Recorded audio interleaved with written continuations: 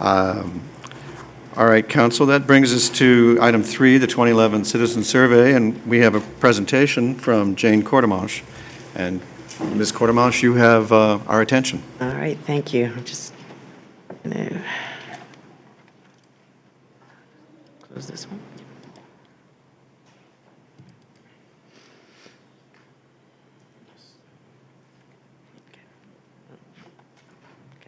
Thank you. Good evening, Mayor and members of Council. I'm very pleased to be here tonight with Craig Warden and Catherine Valaquette from Polara Research Group. Polara has conducted our 2001 Citizen Survey, and they also conducted our 2009 Citizen Survey. This is the second component of our corporate performance measurement program. As you recall, I was here just about a month ago with the results of our employee survey. So the employee survey was done in late 2010, and the citizen survey was done in March 2011. And hopefully you'll be able to see some of the connections that we were talking about from employee engagement to citizen satisfaction in tonight's presentation. Just before I turn it over to Craig Warden, as I said, Polara did a survey for us in 2009. Previously to that, we had also done surveys in 2001 and 4 and 7. So this is our fifth survey. So we do have a good record now, and we're able to track progress in many of the measures over time.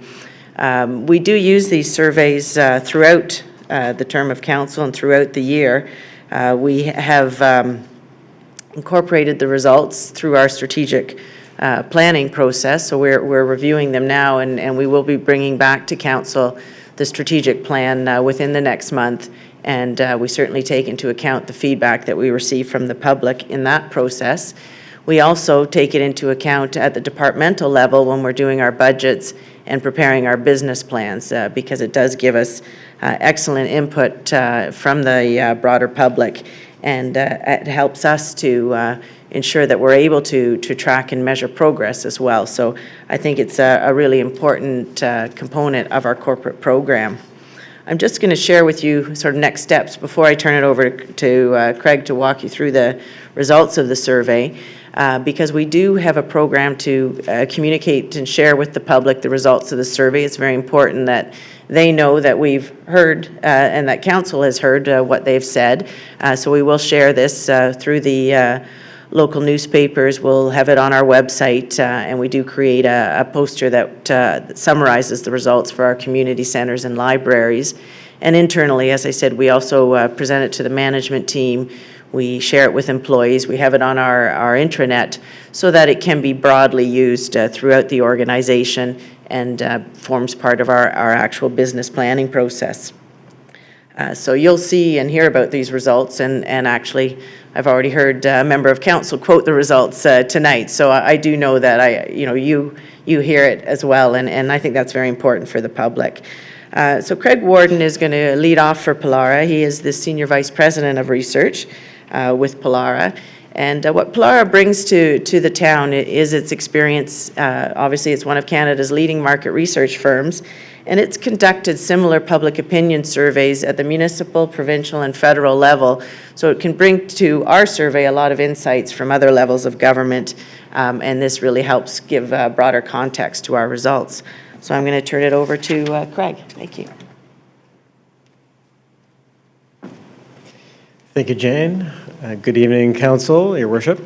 It is great to be back. Last time we were here, it was around this time in 2009, so it's great to come back and give you an update on our tracking survey. What we try to do is we try to keep the survey as identical to the last one as possible across the core measures so that we can track the trends over time. But we also often add some new questions here and there. We don't have a lot of time to do that in the survey, but quite often we add a few new ones, and you'll see those tonight. What we did is we did a telephone survey, as we always do, amongst 800 residents of the town of Oakville. We did the survey between March 14th and the 20th, and that gives you a margin of error on the total sample of plus or minus 3.46%, 19 times out of 20. So a very robust sample size and a strong level of statistical reliability. Just to give you some context on that, the polls that you see in the newspaper on a national level, so all the polls you saw during the recent election, those would have been typically amongst 1,000 across the whole country. So here you have 800. So very, very reliable and representative sample. I'm going to briefly take you through some context points and some themes that we found, and then I'm going to hand it over to Catherine Valaquette to take you through the detailed findings. These findings, just to sort of set the stage, are highly positive.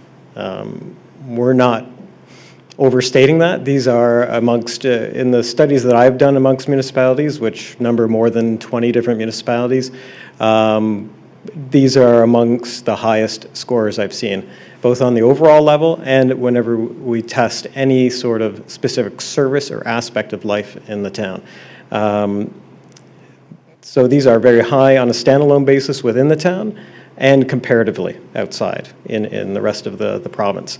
There are no lightning rods of discontent or demand. When we ask people what is the most important issue, there are no lightning rods. You don't see anything above 20% being named on a top-of-mind basis. That tells us that people aren't sitting around the kitchen table complaining about one particular issue that's really galvanizing the town.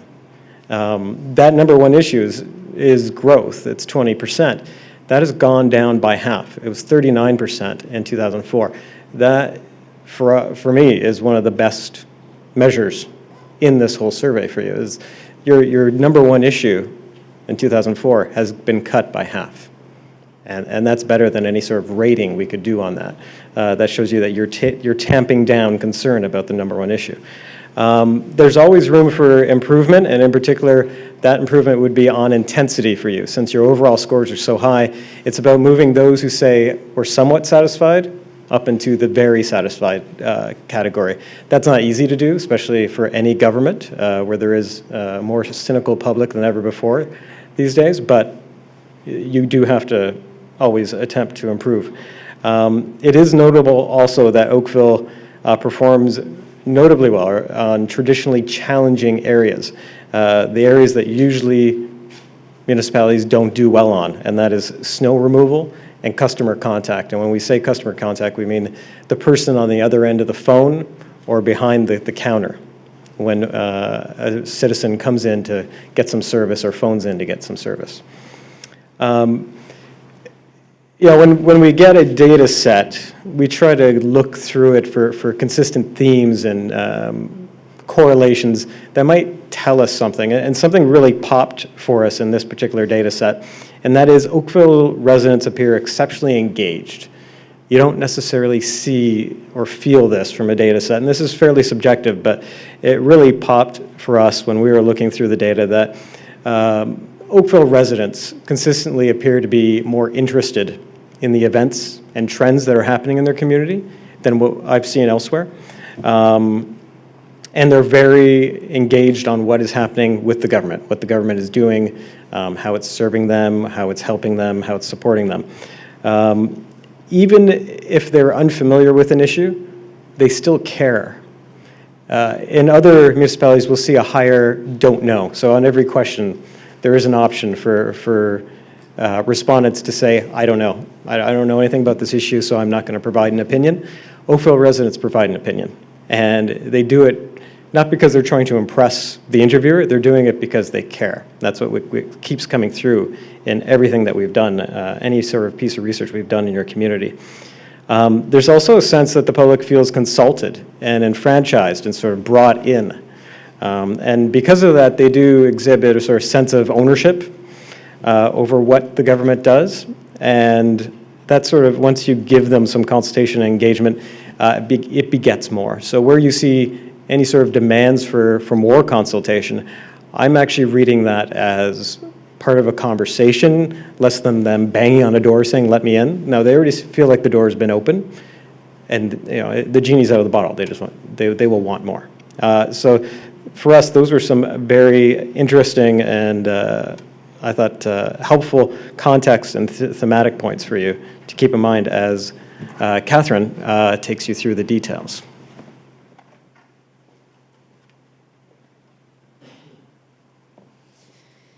Thank you, Craig.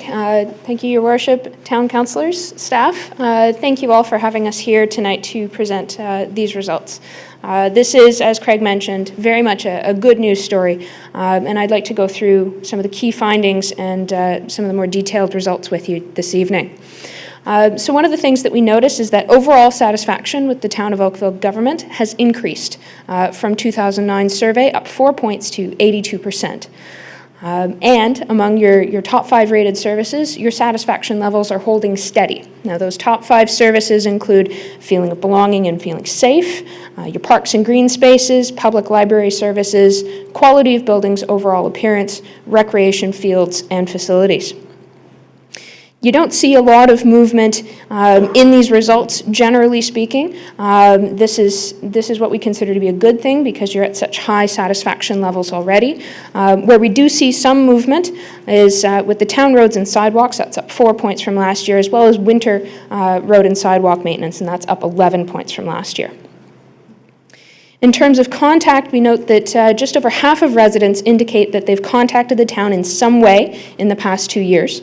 And 31% overall say that they have done so by telephone. What we see with a lot of this customer contact is that there are very high levels of satisfaction. I believe you hit the 90s in some of these areas. This is very positive overall. We looked at, in a pairwise priority testing exercise, 6 different conceptual priority areas. Of those 6, controlling the rate and type of growth is selected most often as the top priority in that one-on-one pairwise testing. With that being said, we do see that in open-ended results, the top issue there is growth in the town of Oakville. But as Craig mentioned, that has cut by half. So while we are seeing it as a top priority, its salience is declining, and there's some positive movement there as well. What we do see in these results is that residents are increasingly cost sensitive. There's an increased salience to taxes, not just in the town of Oakville, but obviously overall in the province and federally. The number indicating that their top priority is to keep the cost to participate in programs affordable when we look at umbrella groups and subgroups in terms of programs and services. There's also a general preference for user fees over taxation generally. So looking at overall satisfaction with the town and services, as I mentioned, 82% note that they are satisfied, that is very satisfied or somewhat satisfied, overall with the town of Oakville. And what we see is that a quarter of them are very satisfied. When we look at some of our demographic breakdowns, what we see is an interesting result. Satisfaction levels do tend to be higher among younger age groups, that is both men and women, 18 to 34, where we have 85 and 90% respectively. Total satisfaction is up, as I mentioned, from 2009. It has pinged around within our margin of error fairly consistently over the tracking period. However, this year we are up. One of the things that we looked at throughout the survey and to provide a little bit more depth of analysis is trying to understand the drivers behind satisfaction. That is, what is it that is motivating town residents to say, you know what, I'm really satisfied with the government. We looked at all of the variables that we ran in the survey, from demographics to attitudinal variables to some of the priorities that we tested to see what would come out as something that was driving and using a statistical process called regression analysis. What came out of this analysis are 6 drivers, 2 of which are strong indicators, 3 of which are moderate indicators, and a tertiary driver that has a smaller but still notable relationship with overall satisfaction. Those top drivers were managing tax dollars and responding to the needs of the community. Both of these were positively associated, correlated, and in the regression analysis come up as key drivers to overall satisfaction with the town, followed by opportunities for public involvement, efforts made to protect the environment, and being able to find the right staff easily. Our tertiary driver was an inverse relationship. Those who placed managing growth as the top priority in the town had a slightly less or a slightly lower level of overall satisfaction. Overall, what this model was able to predict in terms of overall satisfaction, 48% overall. What we see typically in these kinds of broadly public social science models, we very rarely see anything over 40%. So that these drivers are driving something in the neighborhood of 50%, that half mark there. These are things that are worthy of note. When we get down into the nitty-gritty specifics, what we see, I mentioned earlier that you're not seeing much movement in terms of your top 5 drivers. These are your top 5 programs and services. These are your top 5. You're seeing a high level of intensity here you're right up into the 90s, feeling of belonging and being safe, parks and green spaces, public library services, quality of buildings, overall appearance. All of these hit that 90% satisfaction mark with a high level of strong satisfaction.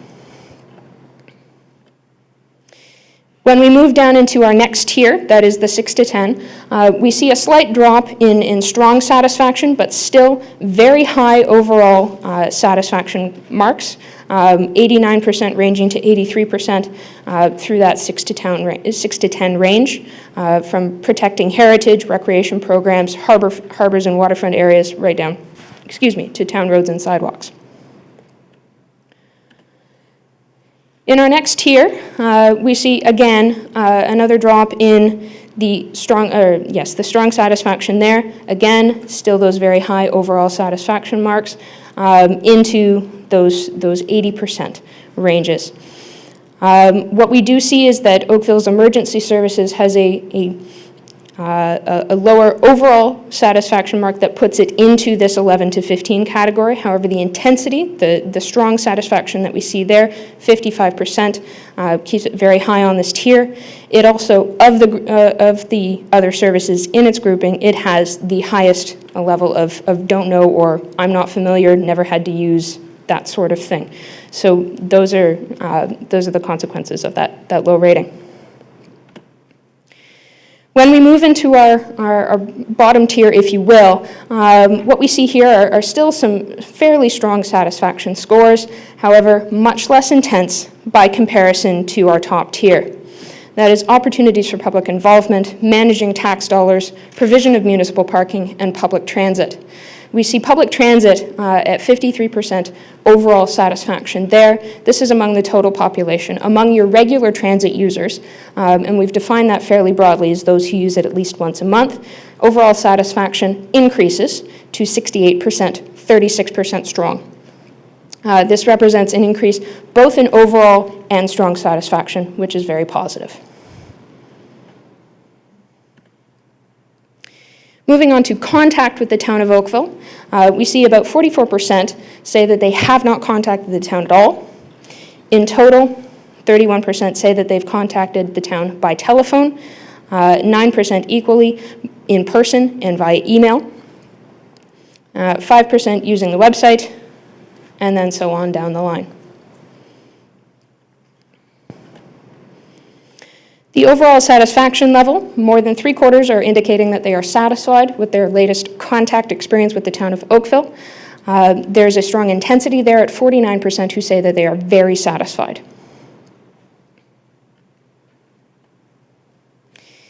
What we're looking at here with the specific customer service attributes for contact with the town, we see that 91% each are saying that they agree that the town employees were respectful and that services were accessible when they tried to use them.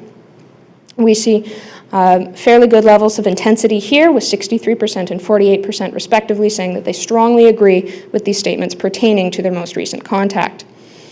Following this, we have town employees are knowledgeable, service was provided in a timely manner, and easily finding the right staff to deal with your issues. The final statement on this slide here represents 77% who say that they agree with the statement. That's still very strong. However, having it show up also in the key drivers analysis, this may be one area for improvement. Now I'd like to move on to the priorities and planning exercise. Now what we have here in this lovely chart, I'm going to read down some of the columns. What we see here is the results of the pairwise exercise. That is to say, if I'm going to look at controlling the rate and type of growth when it is paired against Oakville's natural environment, controlling the rate and type of growth is selected 60% of the time. As we go down that column, we see that controlling the rate and type of growth wins against each other priority concept that it is tested against a majority of the time. There are three other categories, umbrella groups, if you will. Oakville's natural environment, governing and managing the town, and ease of traveling, which are selected more than half of the time in 3 cases in their pairings. We have 2 issues, community facilities and attractions, recreation and cultural programs, which are selected less often.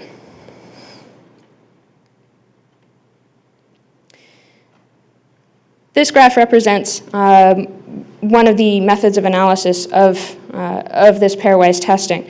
What we did is we assigned values and scores based on the number of times an individual selected a particular umbrella category, and then determined from there an extrapolation of what they had prioritized first in the sequence of all of the things that they had been read and had been tested. What we note here is that approximately 1/4 of the population, 24%, indicate that controlling growth in the town is extrapolated to be the top priority among the pairs that are tested here. 16% indicate that the natural environment is their top priority. 12% it is extrapolated that they prioritize community facilities, so on down the line, with 5%, 4%, and 3% respectively selecting recreation and cultural programs, governing and managing the town, and ease of traveling. In terms of the number of selections by comparison to the number of times it is shown, we see that controlling growth in the town is selected 66% of the time that it is shown, overall among everyone who has seen it. Natural environment is selected 56% of the time, governing and managing the town 51% of the time, with the remaining 3 umbrella categories being selected a little less than half of the time, or just over 1/3 of the time that they are shown overall.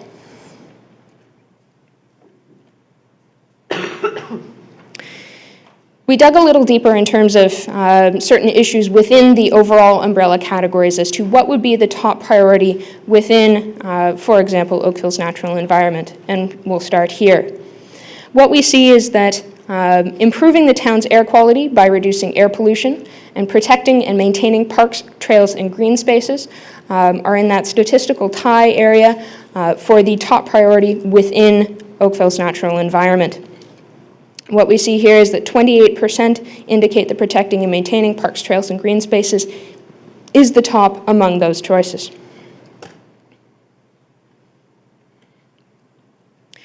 In terms of Oakville's community facilities and attractions, there are 3 priorities that stand out. One specifically among them, building new youth centers for youth at risk, comes out with just over 1/4 of mentions at 26%, where building new outdoor facilities comes in at 23%, and creating more access to waterfront and improving harbors comes in at 21%.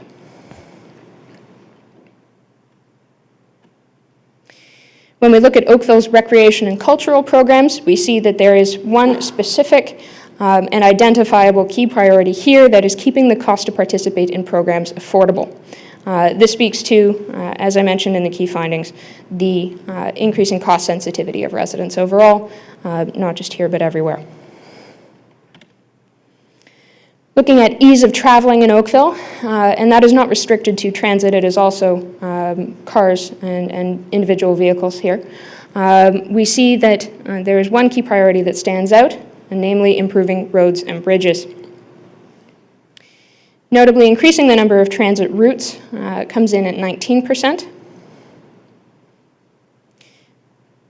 while those without vehicles note in particular that increasing the frequency of transit is most important to them. Even though this is a small group, there are some different splits in here.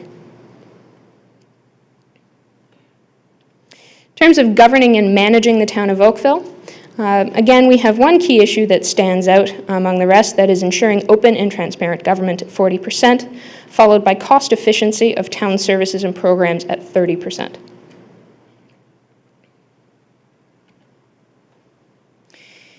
In terms of controlling the rate and type of growth in Oakville, given that this is the most salient priority, and given this does come out in the pairwise exercises as the top priority, it's not surprising for us to see that there are a number of issues that come out in terms of a mixed bag here. Ensuring growth pays for itself, ensuring a strong local economy, ensuring town implements sustainable development standards, and protecting the character of existing neighborhoods, all within that statistical tie range.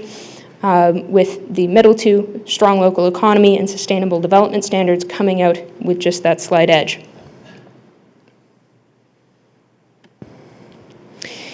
When we look at preferences in terms of maintaining or increasing or cutting services, we note that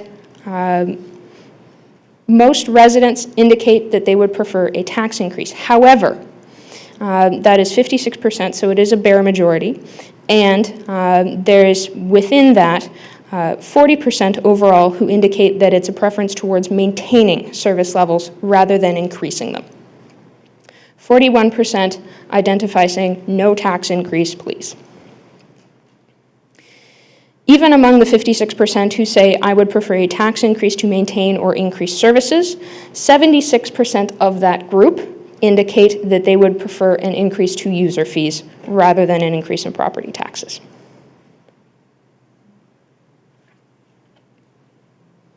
When we look at the transit system specifically, what we note is that in terms of funding improvements to the transit system, we see that 72% indicate that they would prefer an increase to user fees, by comparison to 20% who indicate that they would prefer an increase to property taxes. Even among the groups who use transit most often, that is young men in particular, 59% indicate a preference towards user fees, and 62% overall of regular transit users prefer increases to user fees there. Now, when I talk about regular transit users, infrequent, and those who never use transit, that's our pie chart there. 28% of the overall population indicates that they or someone in their household uses transit regularly, by comparison to just over half, 55%, who say that they never use transit. Now, where are these results coming from? These are some of our context and the livability questions that Craig spoke to earlier. What we see is that overall, in open-ended results right off the top of the survey, 20% indicate that urban sprawl and development is the #1 issue in Oakville for them today. That's down 5 points from 2009, and as Craig mentioned, 19 points from 2004. That is a significant drop, and it's notable and specifically positive in that, being the #1 issue, decreases in salience are generally considered positive. This is followed by taxes, which has increased in salience 5 points from 2009 to 13%. Population increases, which is down 1 point at 7% today.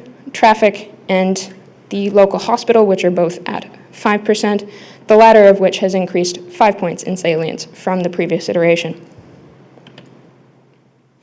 We can see how these issues have tracked over time. I'll draw your attention to traffic and congestion, which I'll note has decreased in salience overall from 2001. We're now sitting at about 5% there. When we look at comparative livability in Oakville, what we're seeing is that 83%, a fair majority there, indicate that they feel that the town of Oakville is more livable than most areas of the GTA, while an additional 13% indicate that it's about the same as most areas of the GTA. In terms of some of the qualities that make Oakville livable, I recall this being quoted earlier, that small town community atmosphere is the top mentioned there. While it is down 5 points from 2009, it's still mentioned by about 3 in 10 respondents here, followed by 24% who note that parks and recreation services are right up there as well, along with the safety and the low crime rate in Oakville at 17%, and the location of Oakville in terms of its proximity to the city or even the country at 16%. Here we see some of the tracking. What we'll note is that generally over the trending period, Parks and Recreations and Sport Teams has increased in salience from 15 now to 24, which is down 2 points. By comparison to Landscaping, Flowers and Gardens, which started at about 16% and is now down to about 11%.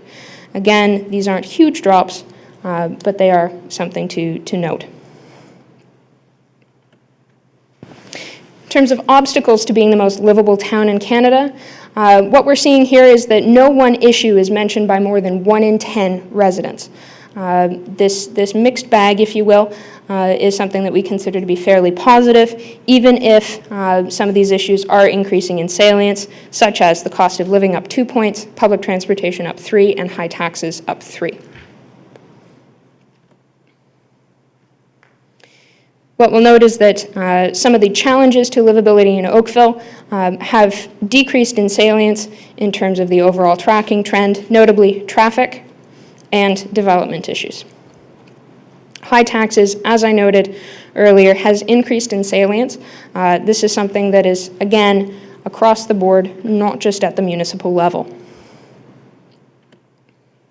In terms of where residents are seeking information about the town, the top source of information is noted to be the town's website, followed by local newspapers, 65% and 12% respectively.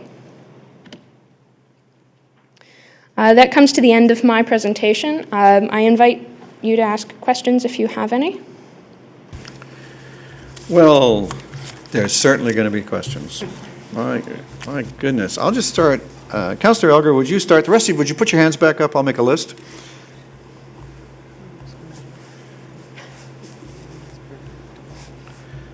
Councillor Elgar. Thank you. Thank you very much for the presentation. Maybe we should have an election right now. Could you roll back to transit for a minute? I found that pretty interesting, and I just want to make sure I heard it correctly. If you could just give me the... There we go. This, okay. Now, the skinny on that is that the riders who ride the transit are fully acceptable of increases in the transit fares. That's what you're telling me? What we're looking at is 62%. So it is a majority. I'm loath to say that with 38% who don't agree, that it's everybody who's riding transit, but it is a majority there, and that is a fair number. Is that typical of the other surveys you're doing in other municipalities? Yeah, what I'll say about when you ask a question about user fees versus an increase in taxes, quite often what's behind the preference for user fees is a belief that they will not have to pay it. And that is behind it. I've seen that in focus groups. The preference for user fees is really driven by a belief that somebody else will pay, and they won't have to because it won't be put on services that they actually use. Having said that, user fees, 10 years ago, when you asked this question, it was nowhere. It was around 30% of the public. Now it's gone up to about 60, 70, depending on the municipality. So it is something that's become far more acceptable amongst the public than compared to 10, 15 years ago. But I was thinking this survey was telling me that this is user fees which are associated with transit, which is different than what you just mentioned. No, I think the question about this right here is from a previous question, right? Just the straight up. Oh, no? Oh, okay. No, I was wrong. Okay, no, that is specifically about the public transit system. Yeah. Yeah. Okay. So what the councillor is wondering is that typical or unusual? I don't think, we've never asked that. We've never asked a specific question about how to fund improvements to a public transit system. So next just question. An oddity for us. Yeah, no kidding. Next question, comparative livability. Do you ever have where people live in a municipality and they have said, no, we don't like where we live, like overall? No, this kind of result here is fairly typical within the GTA, and in comparable municipalities, say Richmond Hill, they get a similar result. Now, everybody uses a different score. They'll use a quality of life score, but similar municipalities throughout the GTA often come in with these sort of results. Thank you very much. Appreciate it. Thank you, Councillor Elgar. Councillor Adams? Thank you so much for the informative displays you've given us. Could we have copies of this? Yes. Thank you. Well, that was quick. Councillor Knoll? Thank you, Worship. Thank you, too, for your presentation. I always enjoy this presentation every 2 years you bring it to us, so thank you. Couple questions. First of all, I've noted that the survey only applies to those 18 and over. And I understand why a survey like this would be targeted to adults. Is there, I guess the obvious omission then is that we're not really gauging how young people, youth and such feel about our community. How do we address that? Because I think that's a very important factor that we need to take into consideration. It's been a glaring, hole in our public opinion work that we've been doing since I've been on council, and I'd like to find out if there's a way that we can actually address it. Like, how do you survey 10-year-olds legally? Yeah. Do you want to take over? Okay. Well, in terms of the reason why we've stuck with the 18 and over for this particular survey is for tracking purposes. We need to keep the demographics that we survey and the methodology as close to identical as possible, simply for tracking purposes. In terms of its ability to engage and to speak to the issues that youth find important, that is something that we would generally look at separately in a distinct survey environment. Certainly there are privacy issues and legal issues related to interviewing those under the age of 18 and especially under the age of 14. But if the town wishes to explore these kinds of research options, that is something that we can certainly discuss offline at a later date. Thank you.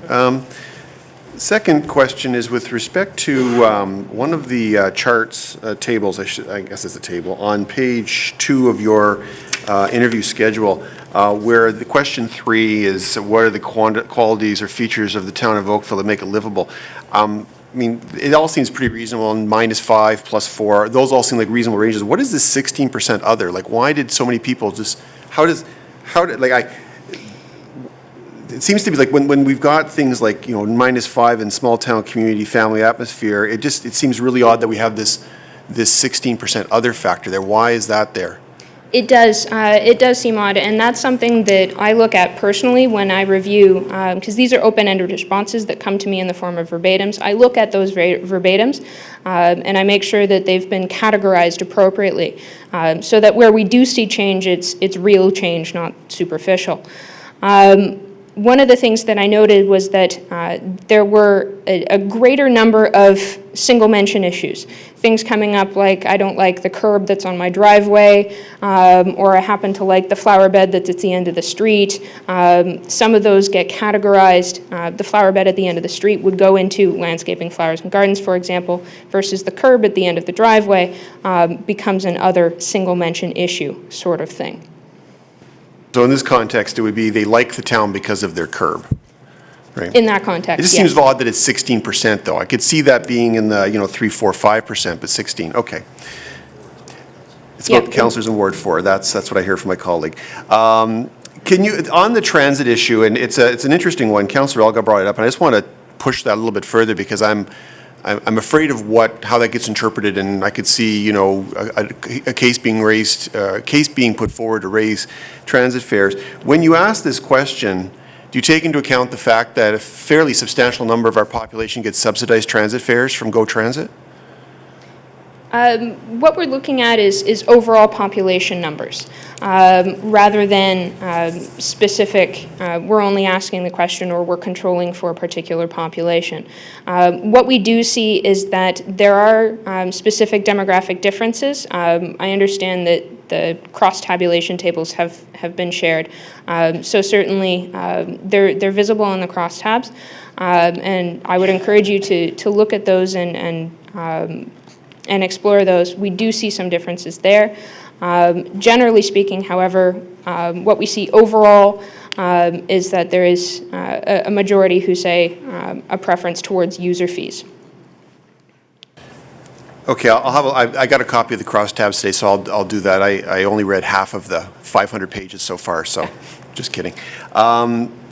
Because I could just see in that particular category, I mean, if I don't know I can't remember what the subsidized rate is. Councillor Khan, do you remember what a year ago? No? Because I think it's like $1 or something you throw in there. So if somebody says, do you want us to raise fees? $1, hey, sure, why not? But if it's $2.50, I can see a difference. Yeah. With respect to this overall report, if you could pick out some areas that are differentiators between us and comparator communities, what would the top couple be? Are there any? I would say some of them are typical of the GTA. Now, people come to the GTA or stay in the GTA quite often because of the small town atmosphere that you see here. You don't necessarily get that result in all the municipalities in the GTA to the same degree that you do in Oakville. I do think it's a little bit more special here. In terms, I don't mean it's more special here, but in terms of that result is more special here in this survey. No, it is more special here. It is more special here, I know. But people move to the GTA or stay there because they feel it's smaller, more manageable, it's greener, it's safer than the alternative, which is Toronto, sort of the big bad city. So it's a perception that they're going to get better quality of life on those sort of factors. In that respect, those things are similar. I think what is unique in this data set and about Oakville is this sort of, I mean, it really comes through, right? We don't always see themes coming through data sets quite this strongly, and that is just how engaged and interested and caring the public is in terms of what's going on here. On that pairwise priority exercise where you see 6 different things, town management comes out third. Whenever I've put that in there, it's always ended up at the bottom because it's government. Who cares, right? People are so cynical. Not here. It actually comes in at number 3 because they're so engaged. That's probably one of the more remarkable things and unique things, I think, about Oakville. I can see the front bench of staff all glowing at those comments. Thank you, Worship. Thank you, Councillor. Councillor Giddings? Comparing our results to the other communities, are there specific areas that have been driven by attitudinal or demographic shifts that we see across all municipalities? You mentioned cost of living, for example. That's not something that's going to be unique to Oakville. Certainly, issues such as taxes and cost of living aren't unique to Oakville. We even see some heightened sensitivity to these in other areas, certainly outside of the GTA, where there is heightened sensitivity, not just because of property taxes, but also because of the HST. This is something that we expect to see everywhere, and sometimes to a greater degree than what we see here. So there is some comparative positives here in terms of those sensitivities. Yeah, I would just add that cost of living and taxes isn't coming through in these results in a large way, and that's because that sort of concern, which is pretty mammoth amongst the public right now, is being directed towards the other levels of government rather than the municipality.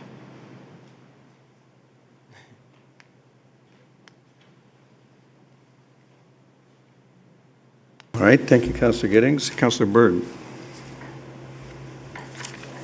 Wrong one all the time. My question has to do with, I guess the one question number, was it 20, question number 7, page 56. how many vehicles does your household currently rent or own?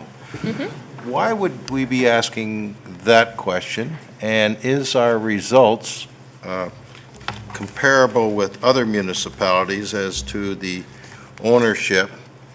And, because I noticed that notwithstanding the impact for my colleagues is on, as I see it, I'm trying to extrapolate some statistics that we can use, is the impact on car ownership on transit use and taxi demand and taxi service. So is 54%, and we see from this, am I right, that actually two-car ownership is going up as a percentage, notwithstanding so is transit service?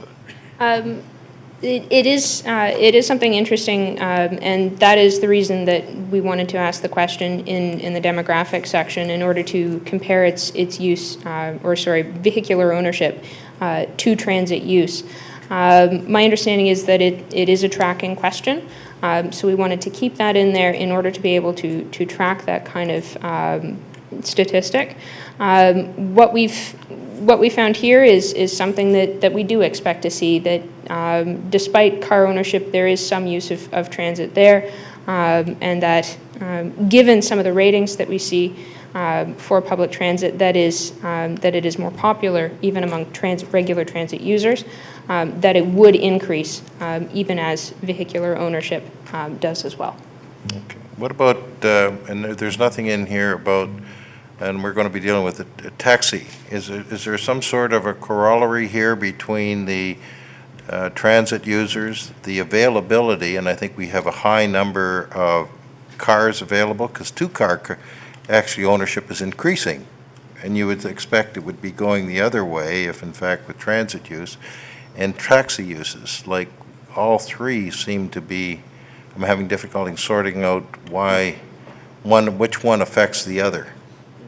Do we have, is our service, is this comparable with other municipalities, like Well, its results? we didn't ask anything about taxi use in this survey. But you don't see any, that information extrapolate into how many taxis we should be having to provide service, alternate service? No, we wouldn't be able to do that based on this, no.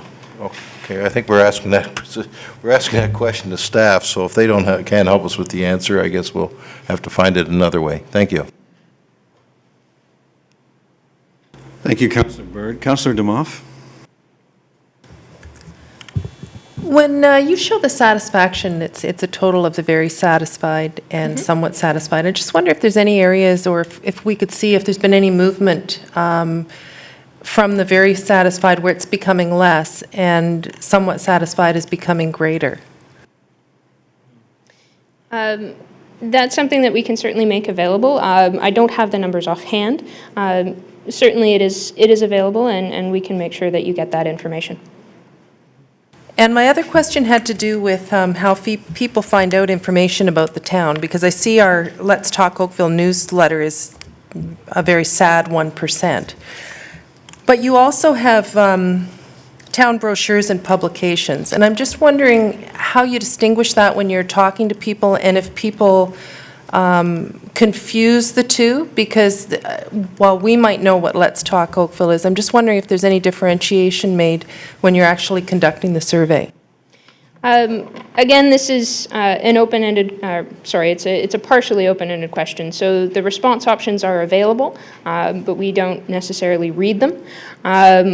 What happens when someone mentions something that isn't identical to a response option is it's entered into an open text box, and I see that when I analyze the survey. So if I see Let's Talk Oakville or something that is specific to a category, I can recode it into that particular category so that we see the appropriate divisions rather than a whole bunch of less than 1%. And that is what we had here. There were a few instances of confusion. Where they're identifiable, we can catch them and recategorize them appropriately. The question that we're asking, though, is where they most often find information about the town of Oakville. So what we're looking at is where they're going regularly, where did they last go, Those are the kinds of interpretations that we generally get with this question, and it tends to be where people are consuming their information most often.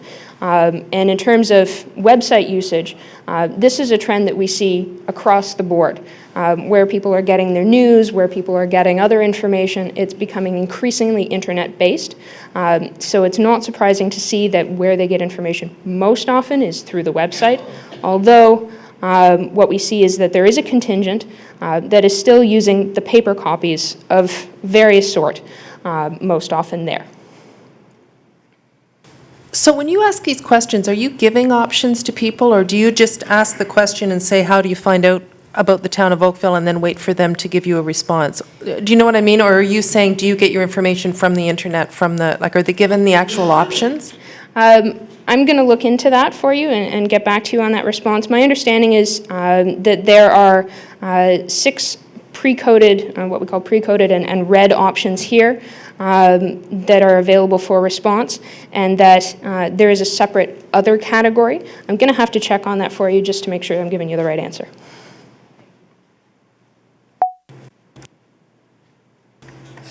Thank you, Councillor Demoff. Councillor Knoll. Thank you, Worship. Just a quick clarifying question. I was really surprised, no offense to our friends from the Metroland publications here, but I'm really surprised to see the newspapers trended back up again. Have you seen this in other municipalities? Like, is this the margin of error thing kicking in, or is this real? Well, it could be the margin of error, for Yeah. sure. But it's funny you ask, because I actually just finished reading an article. Newspapers across Canada actually trended up, just like a blip, over the past year. Gentlemen, your jobs are safe. And the question that Councillor Demoff was asking, and you may not be able to answer this, and maybe you could respond when you report back to us on. So it sounds to me like this is a bit, when this question is asked, it's a bit of a basket, and you pull the pieces out of the basket and put it in the categories. That's what it sounds like, what you're saying to me. So if somebody says, let's talk Oakville News Magazine, obviously you're going to put it in that category. Yep. But if somebody says town newsletter, where does it go? Because I'm not sure everybody would be able to mention that document by name. So is there, if somebody were to say Ward Newsletter, which is our older publication, or newsletter, what basket would that fall in? So I'd be curious to know that as well. Where we have discrepancies or things that are unclear to us, what happens is we clarify that with town representatives. We have contact here. But we did not see that in the verbatims this year. So we didn't have the folks coming up and saying newsletter that was unclassifiable elsewhere. So we did not have to seek that additional clarification. Thank you, Worship. When the time is right, I do have a motion because I have a slight friendly add-on with that youth issue I raised earlier I'd like to try. Councillor Giddings. Thank you. Further to Councillor Demoff and Knoll, in terms you're going to get back to us in terms of the methodology, whether it's aided or not. Yep. And also whether I'm more familiar with PMB or NADBank. If you rotate Yes. the suggestions in terms of website coming up first, is it there 1/6 of the time or whatever, so we can see the unaided versus raw? Yep, we can check on that. Thanks.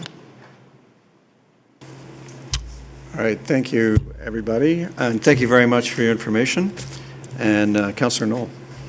Thank you, Worship. So I'd like to move, seconded by my colleague here, Mark, Councillor Grant, that the item be received and that staff be directed to explore options for determining citizen satisfaction rates amongst children and youth under 18, presumably in the next round of citizen satisfaction work. Thank you, Councillor. Councillor Adams. I'm concerned that this will have additional costs associated with it, and we're under pressure to maintain our budgets, and we're already spending a fair bit on these surveys. So before we go and spend additional money on additional surveys, which I don't think anybody else does, I'd like to know how much it's going to cost. Councillor, I understood your colleague to be requesting that staff explore options presumably to be presented to us for approval. So I think no authorization to do anything is being offered by this amendment or this slight change to his motion. And so I would urge you that you might as well support it. More information can't hurt you.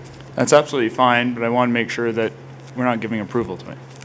And I've given you that assurance, and thank you for seeking that assurance. I think everybody's grateful for that, especially given that the survey tells us that people are cost sensitive. All in favor? Opposed, if any? That is adopted. Now, for item number 4, I'm going to pass the chair to Councillor Giddings, who is the acting mayor for the month. And I'm going to absent myself in order to avoid any appearance of perceived conflict on this matter. And I'll rely on the clerks to summon me when you're done the item. Pardon? Just a 5-minute break, and then we'll resume. You need a break?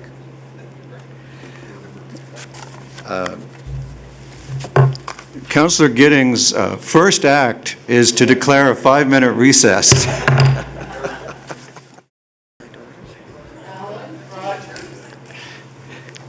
And we'll call our session back to order.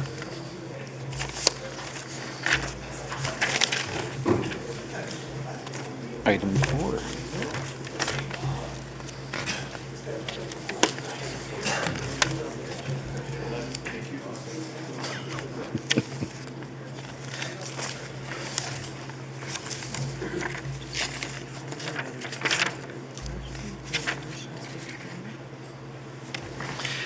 Item 4 on our agenda. Sorry, just point of privilege. Thank you, Mr. Chair. I'm actually going to excuse myself too, but there is a point of privilege that I do want to discuss. And it'll take a couple of minutes, so please bear with me. There is some procedural questions that need to be addressed here. First of all, in my opinion, I think that the allegations are scandalous, but that's aside. The same date that this affidavit was filed, on or about the same date, Mr. Young also filed a complaint to Elections Canada alleging that I didn't live in Oakville. And after thousands of dollars of taxpayers' money was spent, he failed to attend the hearing. And this was done on or about the same date. The problem that I have with this affidavit is that if you can turn to page 63.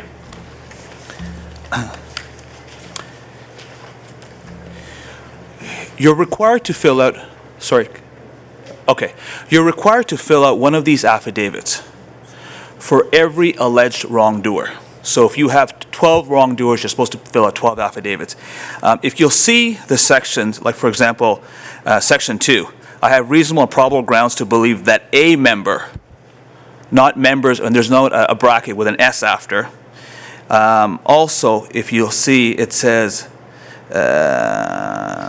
when there is plurals allowed, for example, after section, there's S after that. And there's a really good reason for doing this. Let's suppose for a second that all 12 councillors and 13 mayor and the mayor was included in one affidavit. Who'd vote on this? We'd all have to recuse ourselves. Secondly, let's suppose there were 7 people listed on this, and you believed 6 of those allegations were frivolous against 6 of the members, and 1 might be legitimate. Do you now pass the entire package up to the integrity officer? This is why you're supposed to have a separate affidavit. Third, an affidavit is based on personal knowledge or on belief based on reasonable ground, and those grounds are stated. Okay?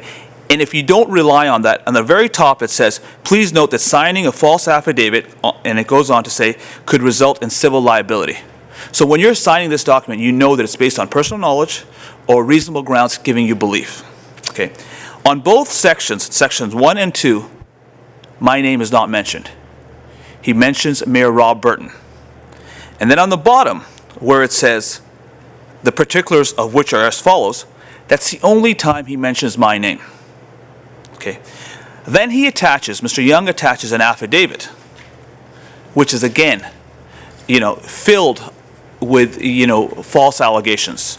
He still maintains in this that I was appointed to the Hydro Board by Mayor Burton. We all know that I was unanimously appointed by this council, or by the previous council. Again, in this affidavit, he says that while I was campaigning, I was receiving compensation from the town of Oakville. Commissioner Lalonde is here to tell you elsewise. We have to be careful to make sure that we don't allow this process to be, used for political gain. Where there is an abusive process, it's up to this council to stand it down. Or at the very least, require separate affidavits for each alleged wrongdoer. Because if I have to respond to this, I should at the very least know what the case is that I have to meet. Those are my comments on that. I will excuse myself, and I appreciate you hearing me out on that.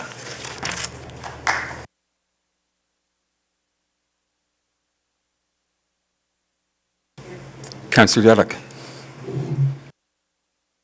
Thank you. I just didn't know whether or not you wanted to have the benefit of my asking the question. I see that the clerk has signed this, and obviously he's sworn that affidavit. If in fact, and I tend to agree fully with what Councillor Khan is saying in terms of itemizing each individual one, was there any indication at that time with the complainant regarding you really should be looking at or giving any kind of advice or suggestion, or was it just you take his affidavit and leave it at that? Mr. Chair, through you, this is a political process, it's a political procedure. There's no indication or no inclination on my part or any of my staff's part to try and direct what any individual would put in an affidavit. So we take it as it comes in, and we ask the individual to declare it. If the individual so does, we will commission it. But no, we don't try and clarify it for them. And supplementally, I guess, given the fact that when you look at the rules for the Integrity Commissioner, there is reference to sanctioning by council or a local board in terms of giving direction.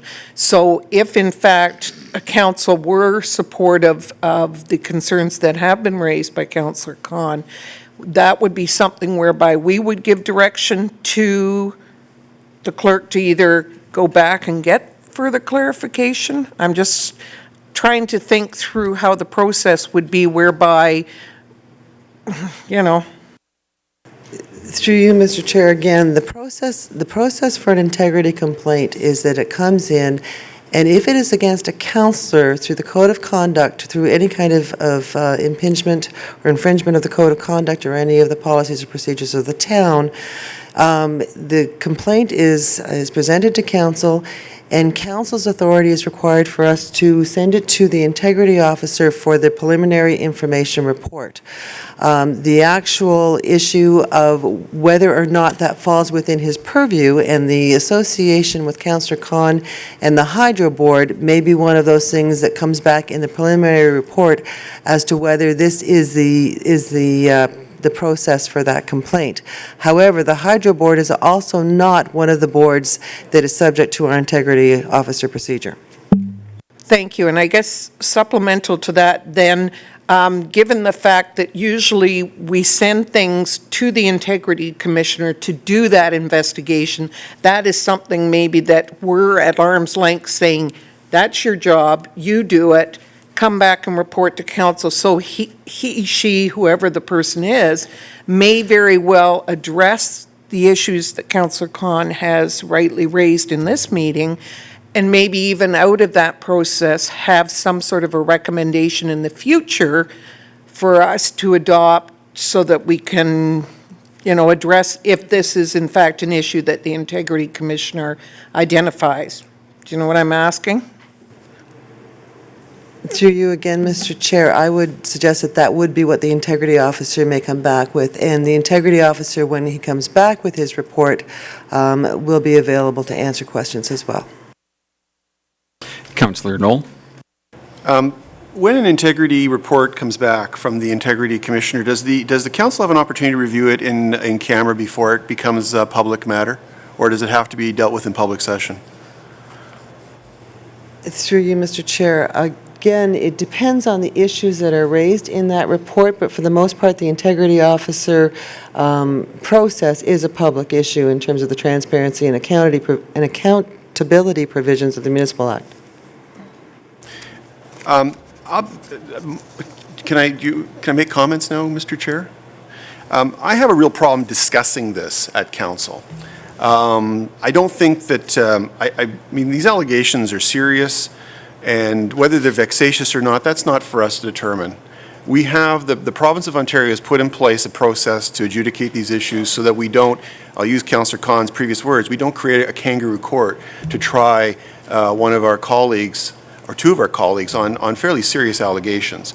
In that vein, I am going to move the first recommendation that, or the first suggested recommendation that the clerk circulated, and that the formal complaint filed in the clerk's department on April 14th, 2011 by Terrence Young under integrity officer procedure, the number, be forwarded to the integrity officer in order that a preliminary information report may be provided to council. I'm presuming, and to speak to that, I'm presuming that a preliminary report will come back, and if there's nothing to this, and there's nothing to it, and it's done, if we don't refer this off to the integrity commissioner as requested, this will forever be an open issue. And I don't think that it's in anybody's best interest to have that continue. I also don't think it's in anybody's best interest that we as a council try to wrestle with the issues that are presented in this report. I'm not comfortable doing it. I can't imagine any of us are comfortable sitting around here and passing judgment on such significant allegations. I'm not going to give any insinuation or any suggestion of support or non-support of the allegations made. I just simply think we need to follow the process of the province, in their infinite wisdom, has put in place to deal with exactly this kind of scenario, and that is the integrity commissioner process. Thank you, Councillor Knoll. Councillor Adams. Thank you. I generally agree in terms of the motion. I was going to make a similar motion, but I had a couple of questions for our staff about the process of the use of the integrity officer. One of the concerns I think that we have as a council is that the integrity officer complaint process starts to become used as a frivolous way of harassing members of council on, I mean, whether you want to talk about this one or some future one, because I think this is the first one we've ever dealt with. And I don't know what the cost is to the municipality of getting a preliminary report and how long it takes. Do we have any idea of what that will be, given that we don't have any history of it? Through you, Mr. Chair, this is the first complaint that has actually been forwarded to council. The integrity officer has been in place now for 3 years. It was, as I said, a program that came in under the accountability provisions of the Municipal Act. The actual costs for the integrity officer's time is on an hourly basis at this point in time. Without knowing how in-depth he is going to have to do a preliminary investigation for, we can't say what a cost would be, but I would assume it's anywhere between, even if the costs are $300 an hour for the review. So depending on how many hours of preliminary investigation he would do, even if you went to 10 hours, $3,000 for the preliminary report. So it's got to be at least 10 hours, right? I mean, one would think. So we're looking at somewhere in the, we have more information. I was just going to say that during the budget process, we reduced this line item from what it was previously, and I believe that we budgeted $10,000 to cover this, which should be more than enough to cover the costs of a preliminary investigation. Didn't we? Well, we went from a fixed to a variable process. I do recall that, and I don't remember the precise number, but I thought it was. I don't remember what's the number that's left in the budget. I know we took as I recall, savings of several $1,000s. Yes, we went from a retainer process to a contingency that we would set aside $10,000 for integrity investigation. So I believe we are safe in our that. estimate was that that would cover one investigation or something like that was the estimate, right? That is correct. And it saves us the trouble of trying to estimate out hours. There's an amount in there that we thought Okay. would be adequate. And when we go to the integrity officer, do we? I guess the process is to get a preliminary report, but we don't know what that'll cost, right? Or do we? Or can we get an estimate?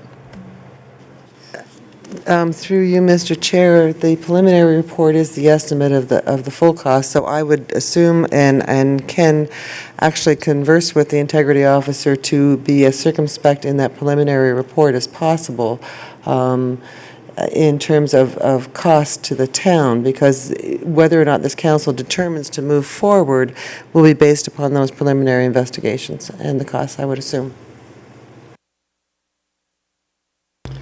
Councillor Demoff. My question was along the same lines as Councillor Adams in terms of the cost. And since citizens just bring these, they do swear the statement. However, there is a cost incurred by the town to do this preliminary report. Do we have any ability to charge that cost back to the complainant should it be found that the complaint should not go forward? Through you, Mr. Chair, if I can answer that one. At the present time, we have nothing in the procedures that would allow us to do so. However, if council wished to look at that for future in the revisions, there are other municipalities who actually have application costs and some processes built in. There's nothing in the Municipal Act that permits it, but we can look into that. The question would be, how prohibitive is that for a complaint to be made on a valid basis as well? And that will be where you'll have to make a determination. Councillor Bird. So I'm going to support the motion on the floor. I'm also cognizant of the previous item, item number 3, where in fact one of the highest scores that people liked about the town was the issue of transparency and openness. So if this is, I think, exactly the sort of issue, if we take the names off of here, why we have an integrity commissioner. I think we would be, that would be certainly a little disingenuous not to respect the views of the public, which we've just heard are very important to them. So if it's important to them, it's important to me, and I think sooner or later we have to put this behind us. I think this is council on some of these issues and the allegations in here. Now this is about the 3rd or 4th time that they're out there, and it strikes me that this is we should avail ourselves of the services and the process that we set up to handle them. We'll worry about the ultimate cost as it goes forward, but it is somewhat precedent setting. And if this isn't sort of the accusations or the issues that we have an integrity commission to look into, I don't know what issues there would be out there. So I'm glad to support the motion, and I would hope that that would close further debate and we get some closure to this issue one way or the other as quickly as possible. Councillor Elder. Thank you. My question is to staff, and if I look at the top of the form, please note that signing a false affidavit may expose you, which would be Terrence Young, to prosecution under Section 131 and 132 or 134 of the Criminal Code, and also to civil liability for defamation. Depending on what the integrity officer comes back with, this could just set the wheels in motion for something much bigger, I suppose. Is that correct?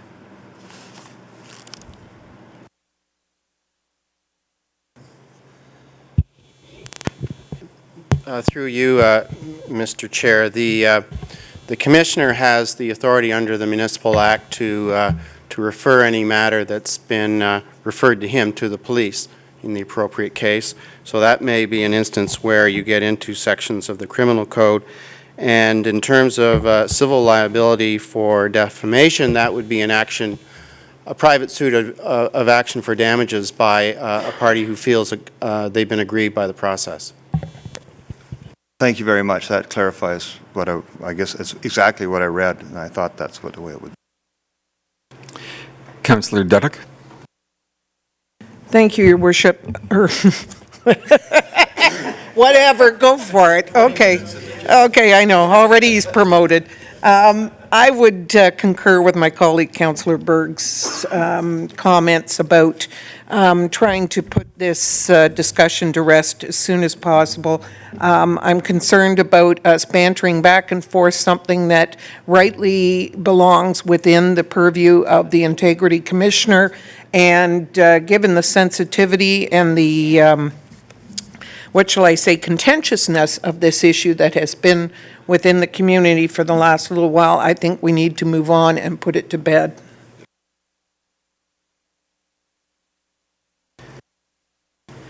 Councillor Grant. Thank you. Through you, Mr. Chair.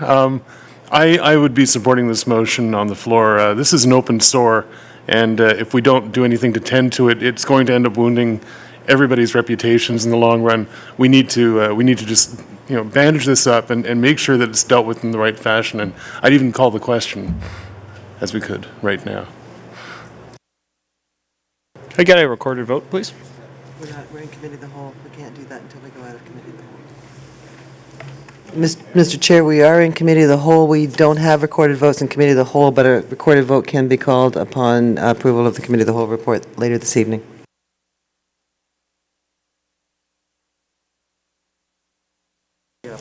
Councillor Adams.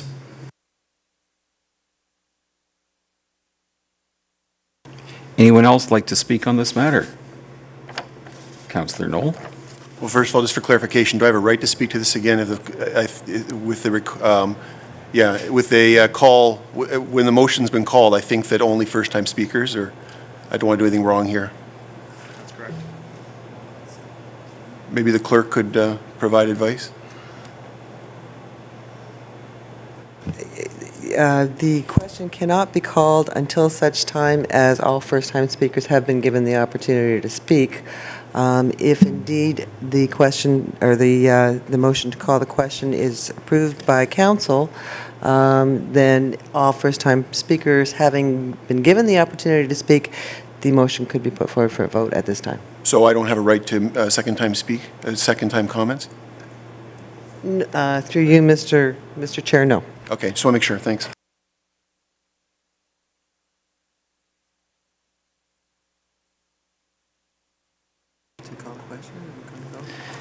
So before us, we have the motion to approve that the formal complaint filed in the Clerk's Department on April 14th by Terrence Young under Integrity Officer Procedure GEN 009-002 be forwarded to the Integrity Officer in order that a preliminary information report may be provided to Council. All in favor?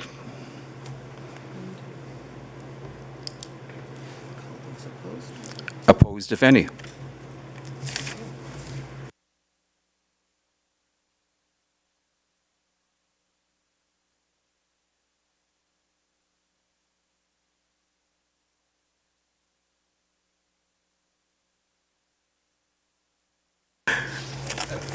We'll take a 5-minute recess to allow Mayor Burton to come back.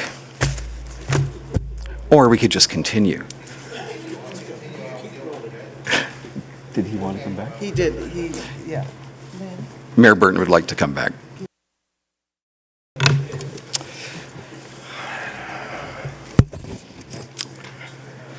Thank you, Council, for your courtesy to Councillor Khan and myself. And I believe we're now at your information items, which has been circulated electronically to you. And you also have your status of outstanding issues report before you. Councillor Duddeck. Thank you, Your Worship. On the outstanding issues, on page 85, under the clerks, excessive motorcycle noise, the request that council approved was that staff be requested to report back to council by the end of April. The end of April has now come and gone, so I wonder if we could get some indication as to what the status of that report is. Well, let's turn to the staff member in question. Perhaps she'll cite that bylaw that lets you delay things.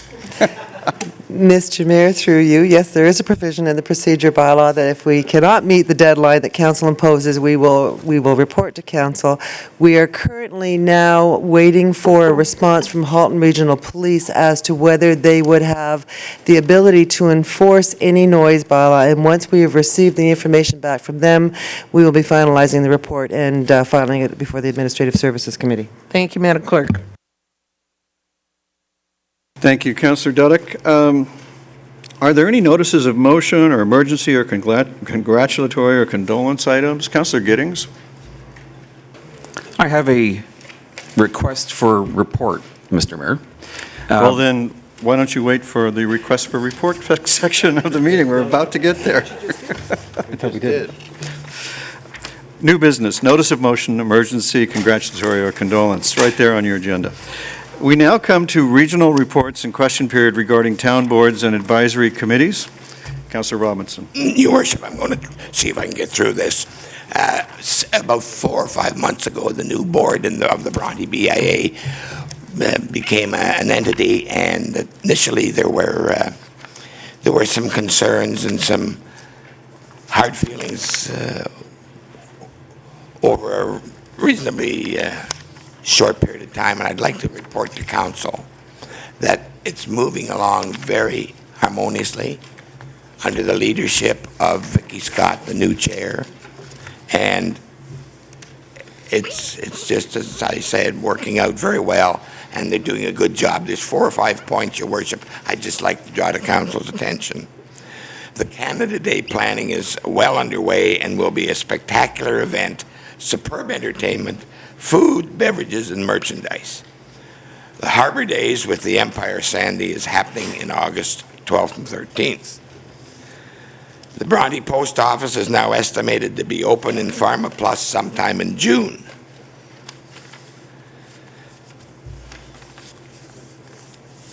We have some banners that we're creating on the BIA. We met this morning as a board, and I've circulated to each of you some copies of the submissions, and I don't want to talk about it here tonight because we're almost out of time, but I would ask you if you've got any points of view or observations or suggestions, let me hear from you by Friday, if you don't mind. And the other thing I want to mention, that in my notes here, it says the Bronte BIA Canada Day fundraiser dinner and dance is on Saturday, June the 4th at the Royal Canadian Legion, Branch 79, Jones Street. It's a buffet dinner featuring the cuisine of Bronte's wonderful restaurants, featuring the rock and roll and jazz sounds of midlife chaos. That sounds good. I think we should all $40 per person. Anybody interested in tickets, speak to either myself or Councillor Roger Lapworth. Thank you, Your Worship. Thank you, Councillor Robinson. Any others?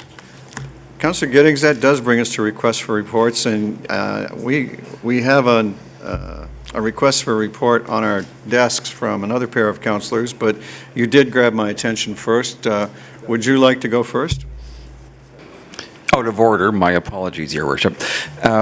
Building on our recent employee survey and this evening's report on the 2011 Citizen Survey, I'd like to request that staff prepare a report for consideration for Oakville businesses. This group provides employment. It contributes 25% of our tax revenue. Their health and growth is of great importance to the town, and I believe that a SWOT type of study would be of great benefit in retaining existing businesses and attracting new businesses. Councillor, I'm having trouble understanding what exactly you want in the report, and in an effort to be of assistance, would you like to draft such a report, possibly bring it back to another council meeting after you've had a chance to talk to economic development to assist with that? Or would you like to take some time to try to draft it now while we turn to the other request for a report? I would be happy to work with economic development and bring that back. Perfect. All right. Thank you very much. Now, Councillor Giddings, as you're acting mayor, and we're giving you quite the workout tonight, I'd like to pass the chair to you because on the next request for report, I'd like to participate in the debate. So, I don't get to sit there again. well, you could if you like. I'll sit here with you. All right. Well, then, would you please take the chair, and to assist you, you should probably recognize Councillor Knoll. Councillor Knoll. Well done. So my request for report is that the mayor and town chief administrative officer provide a formal progress report to council on the new Oakville Hospital project at least every 6 weeks, starting with the next meeting of town council on May 16, 2011. Such report shall include updates on all aspects of the project, including but not limited to up-to-date information on the town's local share commitments and the related projects with Oakville Hydro Corporation, and that is seconded by Councillor Grant. Just a little bit of background. I named the mayor and the CAO. The mayor is on the board, and the CAO is a member of the something committee. I can't remember the acronym of the committee, but the two of them are ultimately our representatives and eyes and ears on the board.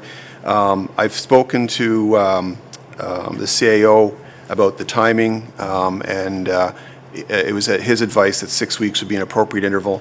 I do think it's time that we get an update. My initial request was going to be simply to request a formal update, but I think that in light of the fact that this is the single largest thing that this town has ever done, I think it's important that council start getting updates on a regular basis. I do understand in requesting this report that much of what will come back will have to be presented to council in camera, and I accept that. But I do think we need to get on the agenda just so it's almost acts as a tickler to say 6 weeks is up, we need to give an update even if there's not a lot to update, so that we know what's happening and we know we're moving in the right direction. Mayor Burton. I have no difficulty with providing council with updates on the matter, but I believe that, the reality is that no change can happen without council's approval. So a regular report when there is no change to report seems like a perfect waste of time. I would suggest that I could support this if we took out the every 6 weeks. Let's give you a report by the end of May, and we'll indicate to you then when you're likely to need another.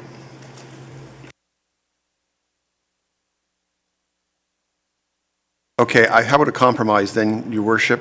I guess you're not Your Worship at the moment, but whoever you are at the moment. Let's, instead of taking out the every 6 weeks, I'll leave in the May 16th and say, and as often as required thereafter. And really what I'm looking for is really a direction, a tickler to remind and to make sure that it's constantly on the agenda, constantly in front of us, because it's something that, not that something this large can slip between the cracks, but certainly I think that I'm getting questions from my constituents, and I like to make sure that I've got as up-to-date information as possible. So I'm prepared to take the 6 weeks out and just put a general, remove at least every 6 weeks. Hospital project. So it would read that the mayor and town chief administrative officer provide a formal progress report to council on the new Oakville Hospital project at the next meeting of town council, May 16, 2011, and as frequently thereafter as is necessary. Such reports shall include, etc. That's fine. I would prefer the not the 16th. I would prefer by the end of May. But if you're unyielding on that, we'll give you the report on the 16th. I'm happy with by the end of May. I want this to be a good, fulsome report, so I'm prepared to wait till the end of May. Thank you then. I'll support it. Councillor Khan. Actually, that was just leading from the comments made by Councillor Knoll. He said fulsome report. What is a formal progress report? Does it have to be in writing, or if we are in camera, can it not just be disclosed to us? What are you looking for in there? I'll leave that to the wisdom of the two individuals named here to present as they feel appropriate. I'm not trying to tie hands here. I'm simply trying to get it advanced on the agenda. So it's not a written report. If that is what the CAO and the mayor believe is important to bring forward, it's at their discretion. I'm not trying to tie hands here. I just really want to advance this item. All in favor of those receiving regular updates on the new hospital starting at our last meeting in May and on a regular basis. Mr. Chair, I'll provide the motion, and, okay. All in favor?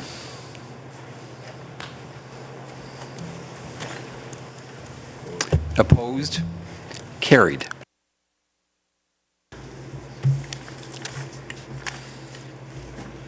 Thank you very much, Councillor Giddings.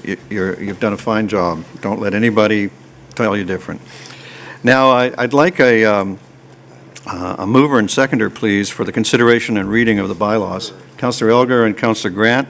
This is the authority for the 2011-49 bylaw to provide for the levying of rates for the year 2011, which is from the Administrative Services Committee, item 2, and 2011-55, which is the bylaw to confirm the proceedings of a meeting of council. All in favor? Opposed, if any? The motions are carried. That has completed our agenda, and before the witching hour by a minute or two. Thank you for your time and attention, and we are adjourned.